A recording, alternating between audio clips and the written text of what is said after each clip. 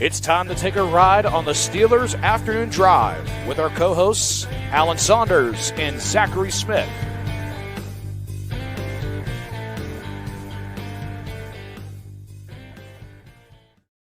Welcome back to another episode of Steelers Afternoon Drive. I'm Zachary Smith. That is Alan Saunders. Alan, how are we feeling on this fine Tomlin Tuesday? I'm feeling good, Smitty. I'm feeling good. I don't have any complaints today. Sometimes I come on here and I've got grievances to air. I've got none today. I've got nothing. Are you saving that for the December 23rd episode of Steelers Afternoon Drive? Should we have a Steelers Afternoon Drive airing of grievances for Festivus? We did the opposite. We were thankful last year on Thanksgiving. Maybe this year for Festivus we'll be angry instead. Who knows? Yeah. I mean, actually, let me see. Does it fall? Yeah, that would be on a Monday. So well, I mean, there's going to be practice on Thanksgiving this year. So like like last year, I feel like it fell on an off day or something. I don't remember. Yeah, I don't know how that did happen, but yeah. Although, wait, they don't. Wait, no, that's the fault. The previous week they play on Thursday. They're gonna have two games coming up next week, Sunday and Thursday. So next week will not be a Tomlin Tuesday. Next week will be a Tomlin Monday. Day after a game. Yes. Okay. Yes.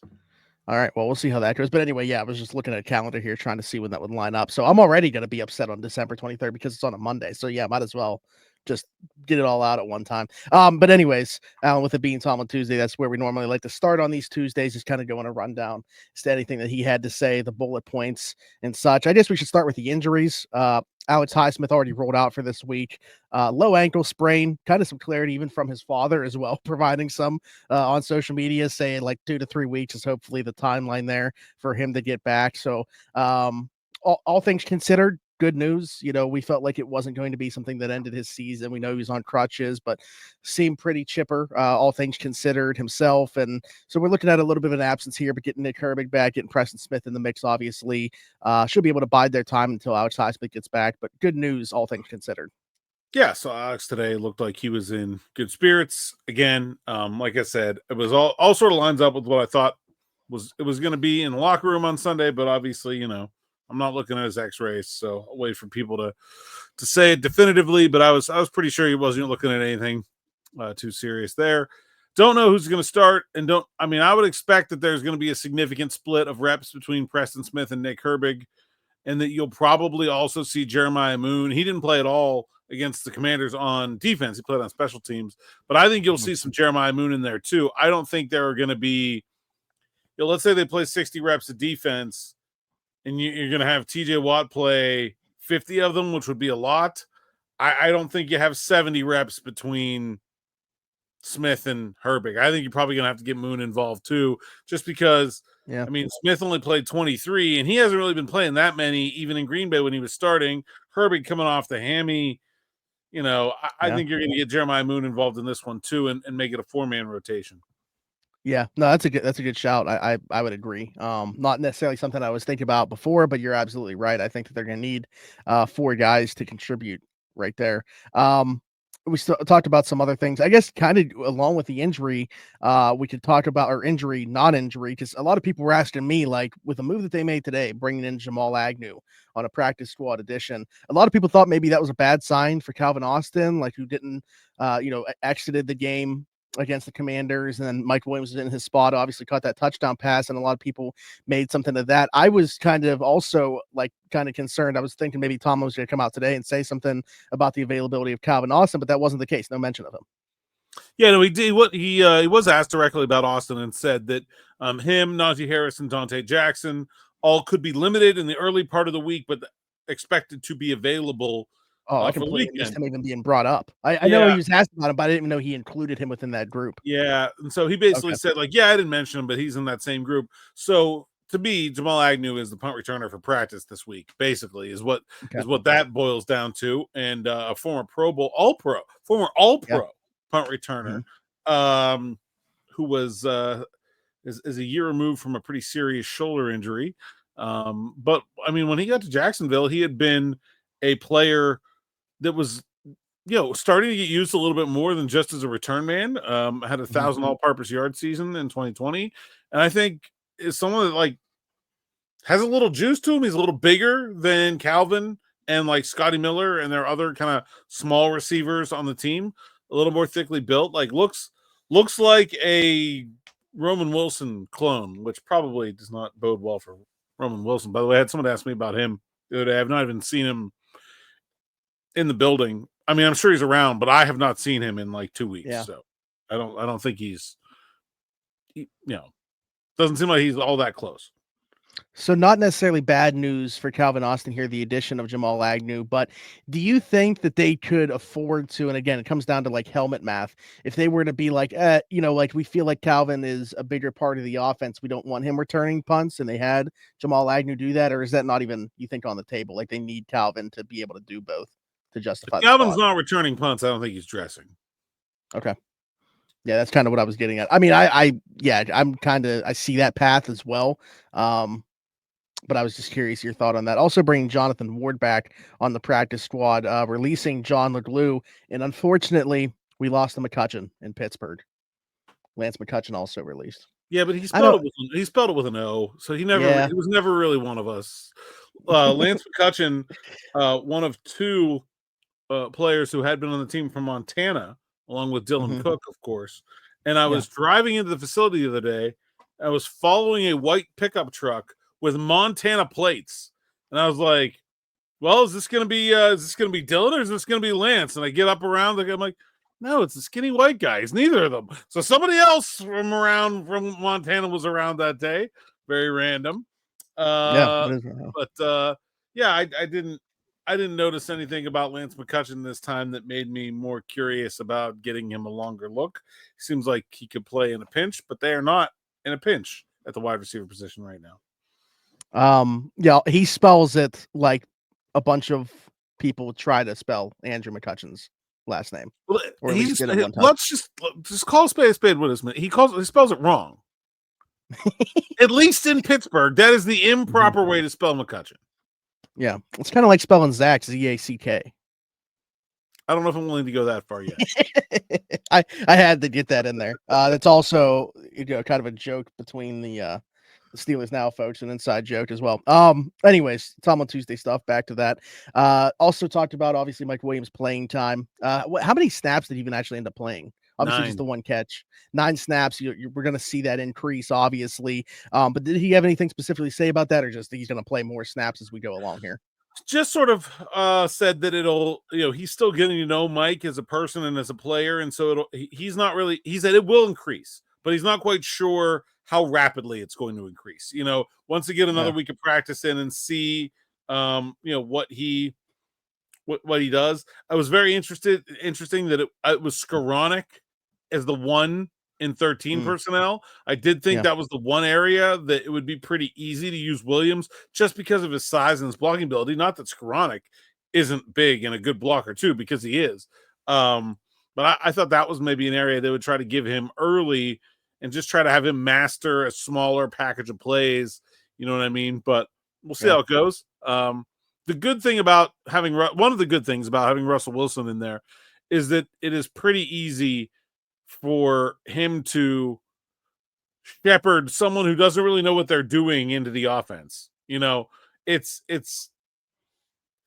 a lot easier when you have someone with his level of expertise to be able to understand what's being called, communicate it out, and then be like, "Oh yeah, Mike, here's exactly what we need from you." Like he has the ability to do that level of communication. I think that's pretty key. So asked about his newest receiver, also asked about one of his former receivers now on the Baltimore Ravens and Diontae Johnson. And a lot of people running with that quote that he gave regarding Diontae Johnson and his utilization in Baltimore and what he brings to the table.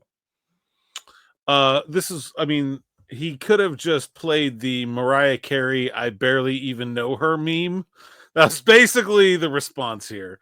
I mean, here's what it is. I on one hand, I don't want to make too much out of nothing because he didn't actually say anything inflammatory at all. But I also know Mike Tomlin, and I know this was a dig. Like he listed 6 guys that have played on both sides of this rivalry, down to Chris Wormley being on the Baltimore practice squad right now in his opening, and did not mention Diontae Johnson's name. Like, he listed every other player that has ever played for the Steelers and the Ravens, basically, but did not mention Diontae Johnson. And then when asked directly about Diontae Johnson, he was like, well, you know, he's barely played on their tape, so I'm not even really thinking about him. Like, Yeah. which is true. It's true. It's It certainly is. true. That statement is not inflammatory, but we know what you're doing here, Mike. You know, like, wait, it's not, yeah, like those words were intentionally chosen. I'll just say that. Well, that's what I was saying. Mike Tomlin's not a guy that just says things. Like, he has a way to convey a message and say things exactly as intended to say. Like, there's no, he doesn't misspeak. No, is what I'm getting at. So, like, no. this seems like it was very intentional. Yes. Yeah, I get the feeling that Mike Tomlin was probably the driving force in Diontae Johnson's exit from Pittsburgh. I think a lot of people put everything on Mike Tomlin, like everything the Steelers do, it's Tomlin. Raise the prices of peanuts at the concession stand, Tomlin. You know, like just everything that they do that people don't like, they blame him for. I have a feeling that this one was him, like, primarily. And I think the lack of value they got in return probably supports that theory, given what I know about Omar and his proclivity for not doing that. You know, it was an out of character move for the general manager, and I think getting rid of someone who's on his nerves is a very in character move for the head coach, and not really giving a crap about what getting rid of that person looks like or what the consequences of that action downstream may be. Just I'm sick of this guy, get rid of him. I feel like was the message from Mike Tomlin there, and certainly following through with that messaging here today. Well, and, you know, if the idea was because you couldn't continue to have, you know, him and George together, I mean, that seems like an easy decision to me. You know, especially, like, I know people with the benefit of hindsight have seen George, you know, the antics every once in a while pop up, but hey, kept him under wraps for the most part this year. Had the one incident in the Cowboys game. You know, his reps have shockingly needed to be managed less lately. Have you noticed that?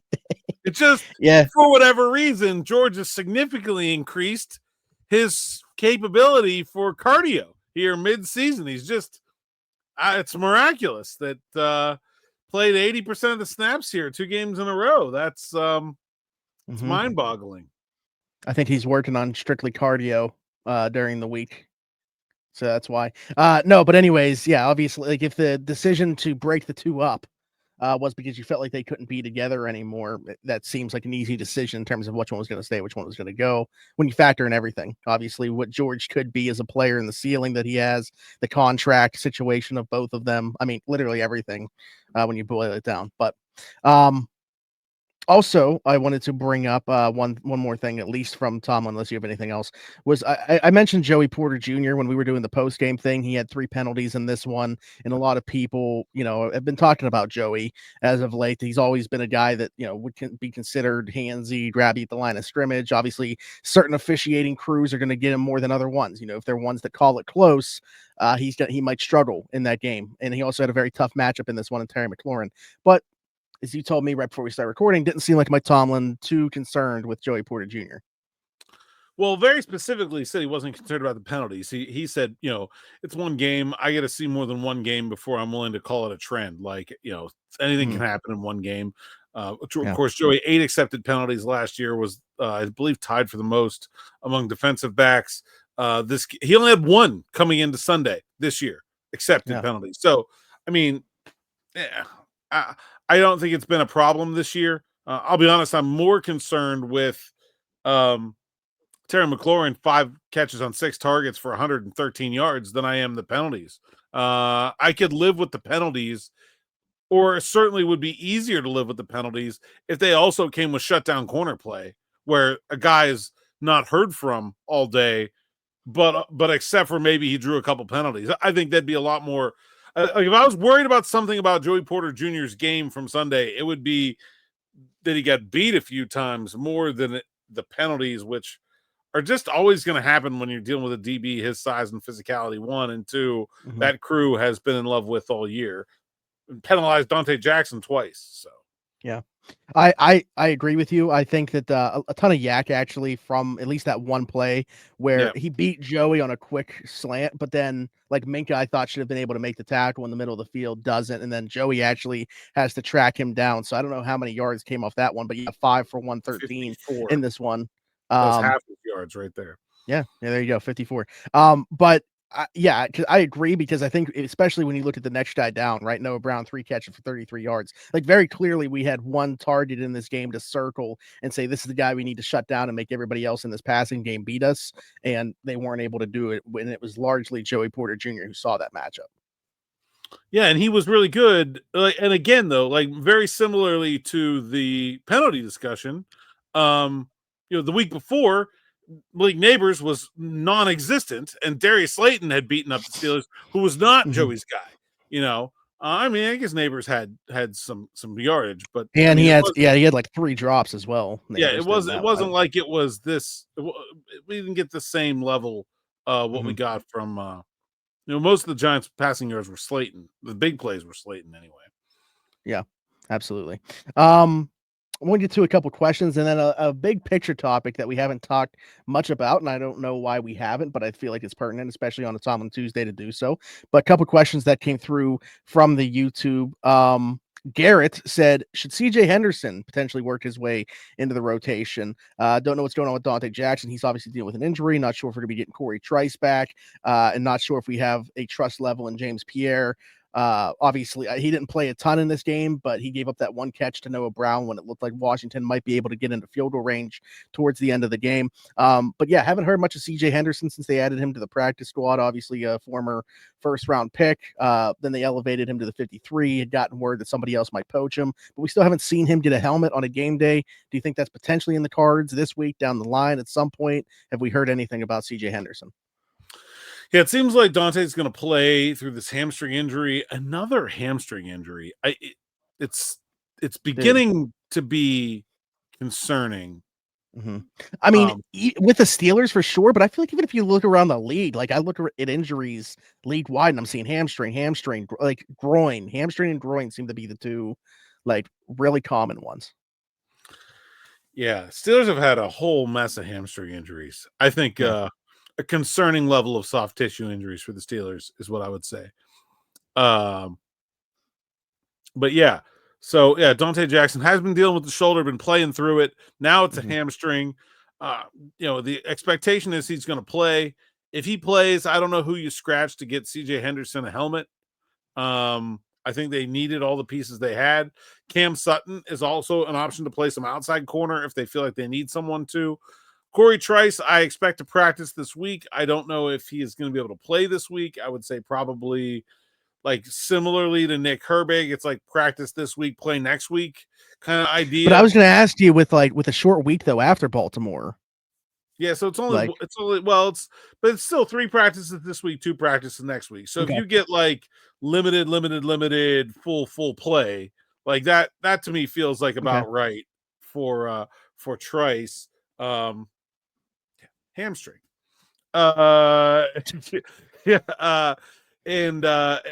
I think probably not this week, but I mean, I guess you could dress him. I just don't know who you're going to scratch to get another DB a helmet. And I haven't really seen anything from him that says that this guy's got to play. James Pierre, a really good special teamer, he does have to play. And so I don't know where you find another helmet if that's the road you want to go down.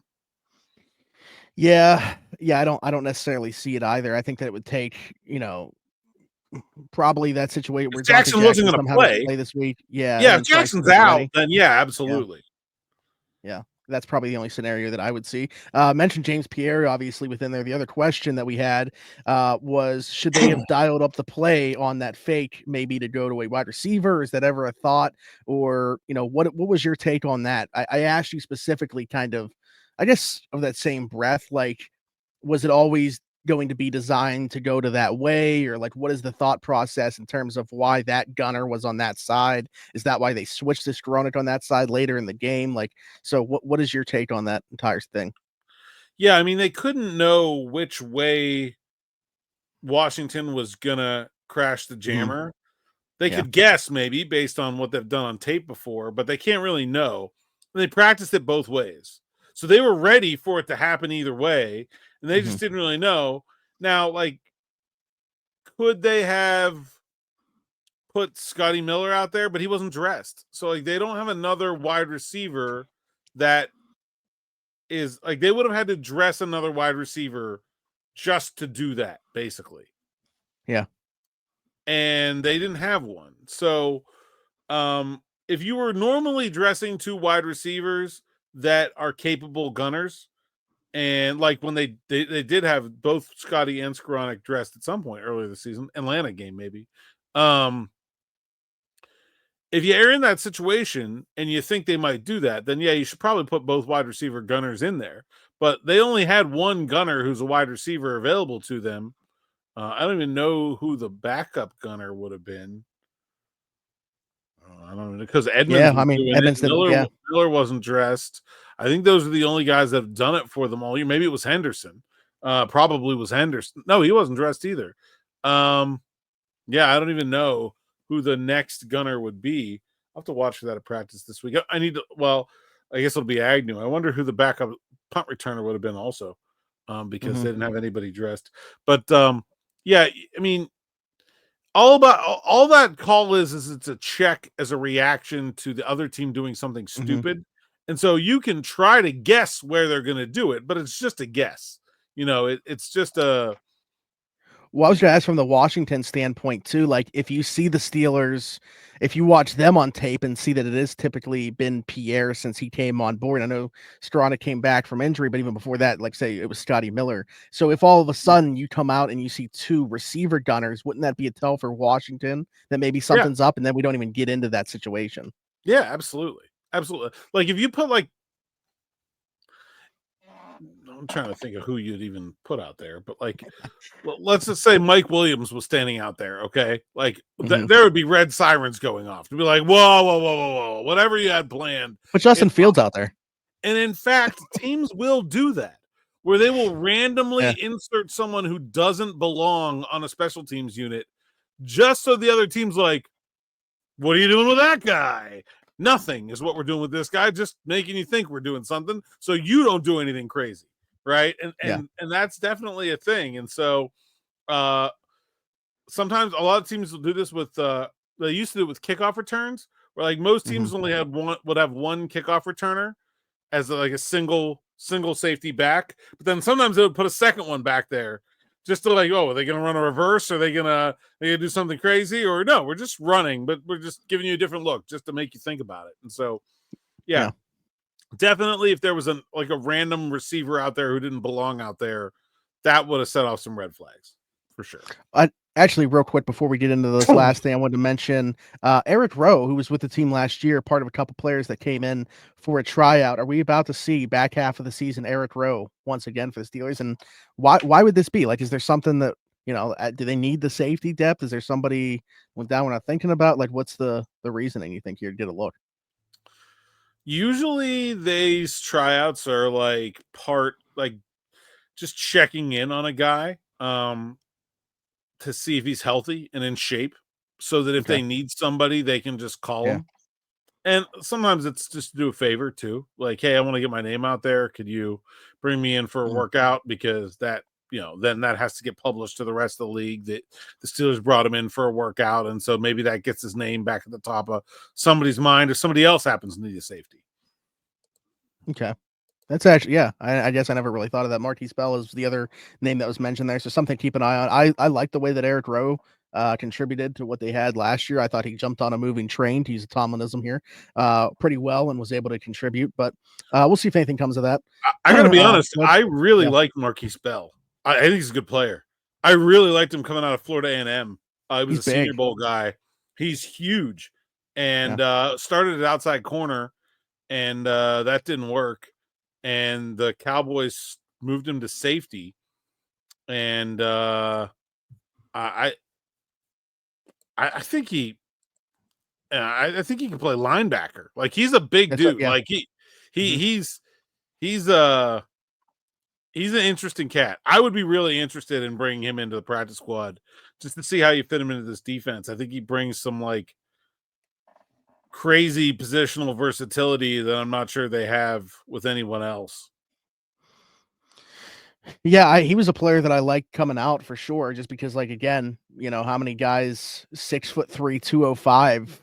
That's very good size and can play so many different spots as well. So yeah, I mean, I'm all for it if they can find the room on the practice squad. So the last thing I wanted to talk about on here, like I said, we've kind of somehow have not really broached this subject at all on here.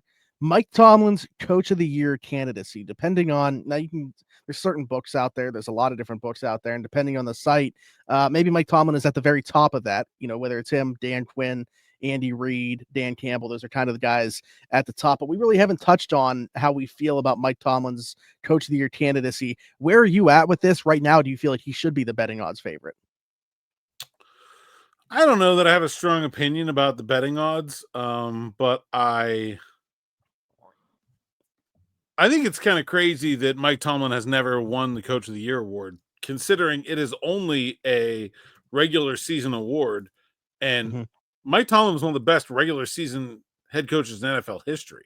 Like, I mean, if you have problems with Mike Tomlin, I mean, fine, but it's not for his work in the regular season. Like, let's be real. He's what, top 15 all-time wins? Like, Yeah, he's going to get you to the dance for sure. Yeah, like there's no question that he is one of the greatest regular season coaches ever. His regular season winning percentage is off the charts good. And so, yeah, I it's strange to me that he's never won it, but that award is all about expectations. As someone who's voted for these things, 100% of what people are voting for is the person that exceeds their expectations the most. Otherwise, Bill Belichick would have won it for 10 years in a row. And it's boring and no one actually wants to do that. So the Coach of the Year is not really the best coach. It's the coach who most exceeds his expectations. And Mike Tomlin, I don't know, somehow didn't win it as a rookie. He probably, how did he not win it in 2007? That's the real question, because he absolutely should have. But then after that, since then, the expectations have been sky high and they've never fallen. And so it's been awfully hard for him to greatly exceed his expectations. 2020, he probably should have won it too. Gosh, during the pandemic with 33-year-old Ben Roethlisberger, they started 11-0. I mean, if they make the playoffs, if they don't lose 3 games in a row to close out 2019 and make the playoffs, even if it was like with 9 wins, I would have had a hard time being convinced that he should have been Coach of the Year that year. I mean, Kevin Stefanski won it by getting the Browns to 11-5, and certainly that's an accomplishment. But yeah, I don't know. I think it's kind of crazy that he hasn't won it. If I was voting right now, would I vote for Mike Tomlin? I don't know. Like, it's weird. It's like, I think he should have won one along the way, and I think he's done a very good job this year. And I think the decision to go to Russell Wilson, to me, is one of the sheer boldest decisions I've seen an NFL head coach make in a long time. And so I think there are some coaches that have more greatly exceeded their expectations. Kevin O'Connell, for example, in Minnesota, I think is someone that really I mean, I didn't think the Vikings were going to be that good this year in general, and then certainly when they lost JJ McCarthy, I think most people lost all hope there. Dan Quinn has done a very nice job with the Washington Commanders, but I think I would go with Mike Tomlin right now just because of the sheer boldness of the Russell Wilson decision and how it's paid off so far. Would I make him the favorite if I was had my own gambling company? Yes, because he's never won one. And that's how these things go a lot. Like Myles Garrett won Defensive Player of the Year. Yeah. In part because PFF are frauds and they've fooled a large part of the NFL, atmosphere into thinking that facts don't matter when it comes to pass rushing. But the other part of it was he's a really, really freaking good player that had never won it before. Mike Tomlin's a really, really good head coach that's never won it before. Yeah, I think he's going to be. I would make him a favorite right now, and I think I would vote for him as well. I think on the opposite side of that, that's the same reason why I'm like, if I was making a prediction, like Andy Reid's not even in this conversation. Correct. Like, unless they go 19-0 or 17-0. Yeah. If they go 17-0, then yeah, Andy Reid's going to win. But not 16-1, he probably has to win it. This is a Steelers podcast. There's really no reason for me to just throw his name out there. But as I go through here, I also feel like Jonathan Gannon deserves a shout. Arizona being 6-4 this year would have not have seen that coming. I think Jim Harbaugh probably will get a couple votes too. Yeah. Hey, yeah. You're not going to get an argument from me, but still, I would certainly have Tomlin in the top 3, and I'd be again hard pressed to tell you somebody else is more deserving, taking everything into consideration here. Very shrewd move going to Russell Wilson that is so far paying off. Yeah, which I think is kind of. I think I voted for Kevin Stefanski last year, and I think he was more deserving of it last year than he was when he won it in 2020. The 2020 Browns team was good last year with Flacco. I mean, yeah, they had everything quarterbacks. That was well deserved. Lost Chubb in week 2. I mean, the whole offensive line was hurt. Yeah, like he was a well deserved winner last year. I think if I had to vote right now, I would vote for Mike Tomlin. Okay. All right. Well, let us know what you think in the comments. I feel like that's going to be a polarizing thing for you guys. I'm sure the audience will be backing Harbaugh. Might get some Zach Taylor votes in there. I'm sure that's where the audience is going here. My top 3 right now, if I were picking, would be Tomlin, Dan Quinn, Jonathan Gannon. I think I would say Tomlin. But I hear Kevin O'Connell. O'Connell. Yeah. I think Tomlin, O'Connell, Quinn probably would be my 3. Here's where because it's going to be hard to get a head coach of the year and assistant coach of the year. I'd be hard pressed to pick an assistant coach over Brian Flores right now. With running away with Danny Smith. Yeah. Hey. Maybe number 2, but B-Flow for me is the best coordinator in the game right now. So, anything else? No, nothing that we can't talk about tomorrow. That's the beauty of it. There we go. There we go. So we'll be back tomorrow. But until then, Alan, tell the people they can find you. Saunders _PGH on X, Instagram, and TikTok. PGH Steelers Now. The site's account, SteelersNow.com. Go there and read the words so I can get paid. Use promo code Allen10 to get 10% off an annual subscription to SN Plus, so you get the best stuff from me, DB, the rest of the team. Aaron Becker now also. Yeah, he's going to be included in that now. And also an ad-free reading experience, which is just better in every way possible. And my eternal gratitude, which is worth nothing, but you will have it, so that's nice. When you see those ads pop up, it's kind of like if you've ever seen the SpongeBob movie when the king kind of takes off his crown and he's bald and everybody's eyes, they just like are blinded by it. That's what it's like when you see those ads pop up. So you definitely want to get the ad-free experience on SN Plus. So be sure to do so using code Allen10. Not DBs. But anyways, like, subscribe, hit that notification bell, hit us in the comments with your thoughts on anything that we talked today, especially the Tomlin thing. I want to know your guys' opinion on Mike Tomlin's head coach of the year candidacy. If you were listening somewhere else, leave us a 5-star review, subscribe over there, Apple, Spotify, wherever you get your podcast from. You can find us there. Just search Steelers Afternoon Drive. Also search Steelers Afternoon Drive and follow us on TikTok. And then you'll find me everywhere, Zachary Smith, PGH, for Alan Saunders and myself. Thanks for jumping in and taking another ride on the Steelers Afternoon Drive.